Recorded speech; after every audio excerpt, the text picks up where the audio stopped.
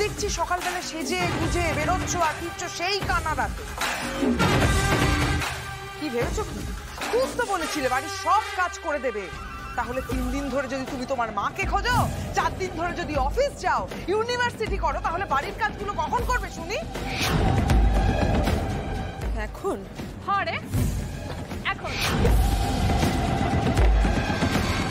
যাও কর্মচাগুলো কাটো। তোমার পড়াশোনা দিয়ে তো বাড়ির বাকিদের পেট ভরবে না। আগে এই কাজগুলো শেষ করবে, তারপরে যেদিকে দু চোখ চায় যাবে। এতগুলো এখন?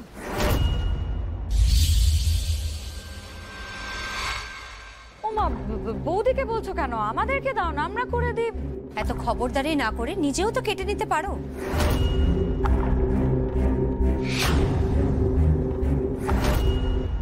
মা কি করছো বলো তো? ও যদি এতগুলো কাটতে বসে, ও ক্লাস করবে কখন? সেই দায়িত্ব আমার নাকি? কেউ মানুক আর নাই মানুক, এই মেয়েকে এই বাড়িতে আমি আর আগের মতন থাকতে দেব না। সেই যোগ্যতাও খুইয়েছে। তারপরেও থাকতে হলে, খেতে হলে সমস্ত কাজ করে খেতে হবে। রায়ন, অশান্তি বাড়াচ্ছে, এটা আমার চ্যালেঞ্জ বটে তো, আমাকে করতে দে।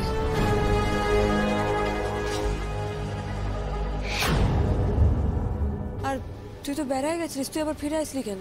আরে লাকিলি আমার বাইক বসে গেছে, স্টার্ট নিচ্ছে না। নাহলে তো এসে দেখতেই পারতাম না এইসব হচ্ছে। আমি তো ভেবেছিলাম তোর সাথে সিধুদার অটোতে একসাথে বেরিয়ে যাবো। হ্যাঁ তো জানাম, আমার তো এই কাজগুলো করতে টাইম লাগবে, তো আমি এই কাজগুলো সেরে তারপর না হয় যাবো। ততক্ষণে সিধুদা বরং তোকে ছেড়ে চলেও আসবে। তুই আসতে পারবি তো ইউনিভার্সিটি? আরে বাবা হ, তুই যা না, ওইদিকে হয়তো সিধুদা চলে এসেছে, তুই আবার পাঠাই দিবি কেমন? যা যা যা, সিধুদা ওয়েট করছে, যা। সাবধানে যাস। হ্যালো বঙ্কু, বেরিয়েছে পারুল? না ম্যাডাম, বেরোয়নি, তবে অটোটাকে মার্ক করে নিয়েছি, এলেই ঠিক সময় মতো ঠুকে দেবো। ওকে। হ্যাঁ দুখানা ট্রিপ আমাকে নামিয়ে দিয়ে এসে আবার পাউল আনতে যাবে, ঠিক আছে? ঠিক আছে, কোনো অসুবিধা নেই, বসুন না দাদা।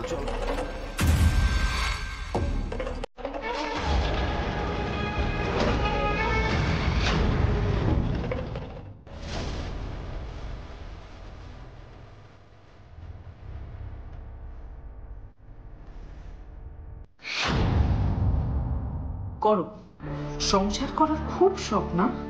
এবার সংসারের কাজ করো। দেখো তোমার সংসার করে বিদ্যেধরী হওয়া কেমন ঘুচে যায়। কাট কাট, ভালো করে কুচি কুচি করে কাট। কুচি কুচি করে নেবে, তোকে কাট করে খবরদারি করতে এসছিস নাকি রে এখানে? ভাগ এখান থেকে। তুই আগে কোনোদিন আমাকে থোর মোচা কাটতে দেখিস নাই না? পিত্তি চলে যায়।